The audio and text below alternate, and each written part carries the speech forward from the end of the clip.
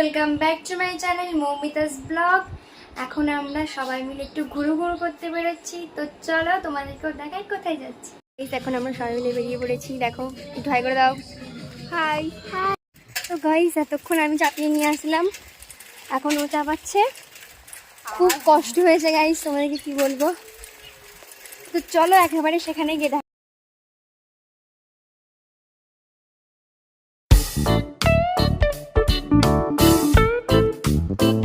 দেখো গাইস, এটা আমাদের এখানে আশ্রম, হায়াতপুর বিবেকানন্দ সেবাশ্রম। এখানে অনেক স্টুডেন্ট আসে, স্কুল এটা আর কি। দেখো দেখো কত ছাগল দিচ্ছে। দেখো গাইস, আমি একটা লাঠি নিয়ে গাছ থেকে আম পাড়ছিলাম লাফিয়ে লাফিয়ে।